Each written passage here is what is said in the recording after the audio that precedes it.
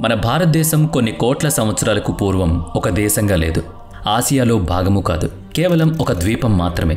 ఖండాలు ఏర్పడడం ప్రారంభించినప్పుడు మన దేశం ఇండియా, ఆఫ్రికా, దక్షిణ అమెరికా, అంటార్కిటికా, ఆస్ట్రేలియాతో కలిసి ఉండింది. మరి మన భారతదేశం ఆసియాకు ఎలా వచ్చింది? ఈ ఉద్యమం డైనోసార్లను ఎలా నాశనం చేసింది? అవును, డైనోసార్ల అంతం వెనుక భారత్ ముఖ్య పాత్ర పోషించిందని తెలిస్తే చాలా ఆశ్చర్యంగా ఉంది కదా. ఆ విషయాలను ఈ రోజు వీడియోలో డిస్కస్ చేయబోతున్నాం. అలాగే ఆసియాలో భారతదేశం కలిసినప్పుడు ఒక మహాసముద్రం కనుమరుగైంది. అంటార్కిటికాలో భాగమైన ఒకప్పటి మన దేశం ఆసియా వరకు వచ్చిన ప్రయాణాన్ని కూడా తెలుసుకుందాం. అందుకోసం 20-30 కోట్ల సంవత్సరాలకు పూర్వం ఏం జరిగిందో మీకు తెలియాలి. దాదాపుగా 200 మిలియన్ సంవత్సరాల క్రితం భూమి మొత్తం ఒక సూపర్ ఖండంగా ఉండేది. అదే పేజియా. అప్పట్లో ఖండాలు ఇంకా ఏర్పడలేదు. అందువల్ల ఆసియా, అంటార్కిటికా, అమెరికా అని విడివిడిగా దేశాలు లేవు. అలా భూమి ఒకసారి ఏదో ఒక తుఫాను సృష్టిద్దామనుకుంది.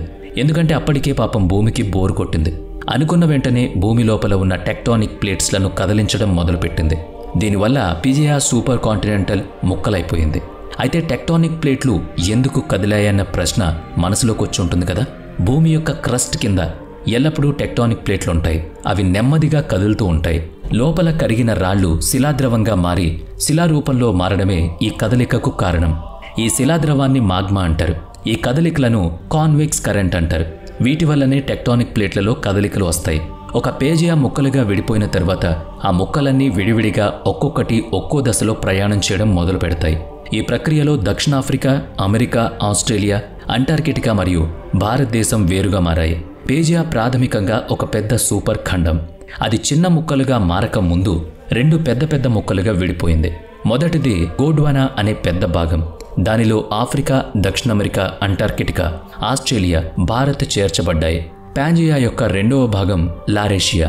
ఉత్తర అమెరికా, యూరోప్, ఆసియా అంటే ఉత్తరం యొక్క అన్ని ఖండాలు లారేషియాలో కలిసిపోయాయి. అయితే పేజియా ముందు గోండ్వానాగా మారింది, ఆ తర్వాత ముక్కలుగా మారింది. మరి భారత్ గోండ్వానా నుంచి విడిగా ఎలా బయటకొచ్చింది? ఇన్సులార్ ఇండియా. ఈ ప్రపంచంలో ఏది కూడా స్థిరంగా ఉండదు. ముందు పాంజియా 2 ముక్కలుగా విడిపోయింది. తర్వాత 2 ముక్కలు మరిన్ని ముక్కలుగా విడిపోయాయి. అప్పుడు గోండ్వానా నుంచి ఇండియా బయటకొచ్చేసింది. అదే ఇన్సులార్ ఇండియా. ఇక ఇప్పుడు ఒంటరిగా ఉన్న ఇండియా సముద్రాలను చూడ్డానికి బయలుదేరింది. ఇదంతా 150 మిలియన్ సంవత్సరాల క్రితం జరిగిందన్నమాట. The big కొలైజన్. భారత్ మొదలుపెట్టిన ఈ యాత్ర పేరు టెక్టానిక్ రైడ్. 6000 కిలోమీటర్ల దూరం, 100 మిలియన్ సంవత్సరాల ప్రయాణం. ఇదంత తేలికైన విషయం కాదు. ఇంత ప్రయాణం చేసిన తర్వాత భారతీయ ప్లేట్ ఆసియా ప్లేట్తో ఢీకొంది. ఈ తాకిడి చాలా ఎక్కువ తీవ్రంగా ఉండింది. అందువల్ల 2 ప్లేట్లు పైకి లేచాయి. పైకి లేచిన భాగం హిమాలయాలు. ఈ విధంగా హిమాలయ పర్వతాలు పుట్టాయన్నమాట. ఇండియన్ ప్లేట్ ఆసియా ప్లేట్ను క్రిందికి నెట్టడం ఈ రోజు కూడా జరిగే ప్రక్రియ. అందుకే హిమాలయాలు ఎత్తు ప్రతి సంవత్సరం కొద్దిగా పెరుగుతుంది. ఈ ప్రాంతంలోనే 2 ప్లేట్లు ఏకమయ్యాయి. ఇక్కడ అధికంగా భూకంపాలు రావడానికి కారణం కూడా మన ఇండియన్ ప్లేట్ అనే అర్థం అవుతుంది. అంటే భారతదేశం మరియు ఆసియా మధ్య స్లో మోషన్ WWE పోరాటం, అంటే బాక్సింగ్ కైండ్ ఆఫ్ ఫైట్ జరుగుతుందన్నమాట. 2 ప్లేట్లు అంటే భారతదేశం మరియు ఆసియా ఢీకొనడానికి ముందు అక్కడ ఒక సముద్రం ఉండేది. దాని పేరు థెయిసీ. భారతదేశం ఆసియాను ఢీకొన్నప్పుడు ఈ సముద్రం ప్రపంచ మ్యాప్లోనే లేకుండా పోయింది. అసలు నామరూపాలే లేవనుకోండి. భారత్ గోండ్వానా నుంచి ఒక ద్వీపంగా విడిపోయినప్పుడు ఉత్తర ధ్రువంలో ఉండింది.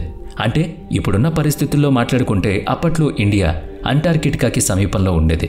అయితే ఆసియాలోకి వచ్చే క్రమంలో భారత్ చాలా కాలం పాటు ట్రాపికల్ ఏరియా, ఉష్ణమండలంగా ఉండేది. భారతదేశ ఉష్ణోగ్రత చల్లగా కన్నా కొంచెం వేడిగానే ఉండేది. ట్రాపికల్ ఫారెస్ట్లు కూడా అందులో భాగమయ్యాయి. అయితే ఇక్కడ మనకు ఒక ఆసక్తికరమైన విషయం తెలుస్తుంది. రాజసౌరస్. అప్పట్లో డైనోసార్లు భూమి మీద ఉండేవి. అది ట్రియాసిక్, జురాసిక్ కాలాల మధ్య సమయం. మీరు టెరెక్స్, ట్రైనోసారెక్స్ పేరు ఖచ్చితంగా వినే ఉంటారు కదా. హాలీవుడ్ చిత్రాల్లో దీన్ని చాలా శక్తివంతంగా చూపించారు. దీనికి భారతీయ కజిన్ రాజసారస్. అన్నింట్లోనూ 2 సమానమే. ఇది రాయల్ లిజర్డ్. దాని పరిమాణం చాలా పెద్దది, చాలా ప్రమాదకరమైంది కూడా. టెరెక్స్ విదేశాల్లోనే ఉండిపోయింది. రాజోసార్స్ మాత్రం భారత్లో ఉండిపోయాయి.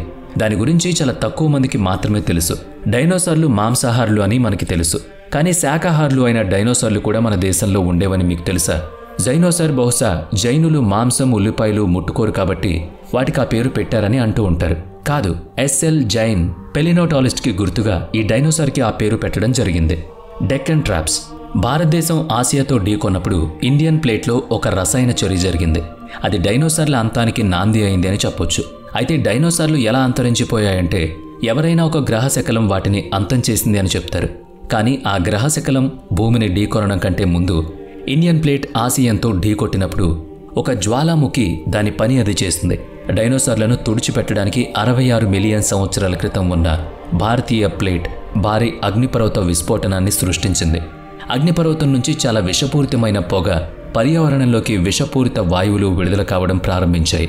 చుట్టూ ఉన్న ప్రతి జీవి యొక్క శ్వాస మందగించింది. నీటిలో ఉండడం కూడా కష్టమైపోయింది. ఇది కొన్ని వేల సంవత్సరాలు కొనసాగింది. దానివల్ల డెక్కన్ ట్రాప్స్ ఏర్పడ్డాయి. అగ్నిపర్వతపు లావా విషవాయువును విడుదల చేసింది. యాసిడ్ మొత్తం భూమి యొక్క వాతావరణాన్ని ఎంతగానో ప్రభావితం చేసింది. డైనోసార్లను విషపూరితం చేసింది. వాటికి పీల్చడానికి స్వచ్ఛమైన గాలి లేదు, సరైన ఉష్ణోగ్రత కూడా లేదు, తాగడానికి నీళ్లు లేవు. ఆ సమయంలోనే భారత్ అంటార్కిటికా నుంచి బయటకొచ్చింది.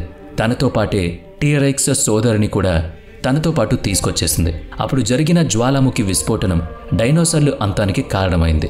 భూమిపై ఏదీ స్థిరంగా ఉండదు. పాంగియా సూపర్ ఖండాలు కూడా మొదట చిన్నవిగా ఉన్నాయి, ఖండాలుగా విభజించబడింది. అప్పుడు అవన్నీ ఒకటే, ఆ తర్వాత మాత్రం విడిపోయాయి. భవిష్యత్తులో మళ్లీ అన్ని ఖండాలు ఏకమయ్యే అవకాశం కూడా లేకపోలేదు. అప్పుడు ప్రపంచంలోని అన్ని దేశాలు ఒకే ఖండంలో ఉంటాయి. అయితే ఇది వందల మిలియన్ల సంవత్సరాల తర్వాత జరగవచ్చు. కానీ చూడ్డానికి ఈ భూమి మీద ఎవ్వరూ ఉండరు. కానీ ప్రకృతి తన పని తాను చేసుకుంటూ పోతుందంతే. వీడియో నచ్చితే లైక్ చేయండి, షేర్ చేయండి. ఇప్పటి వరకు మన ఛానల్ని సబ్స్క్రైబ్ చేయనట్లయితే ఇప్పుడే సబ్స్క్రైబ్ చేసుకుని పక్కనే ఉన్న బెల్ ఐకాన్పై క్లిక్ చేయండి. నెక్స్ట్ వీడియోలో మళ్ళీ కలుద్దాం. Thanks for watching.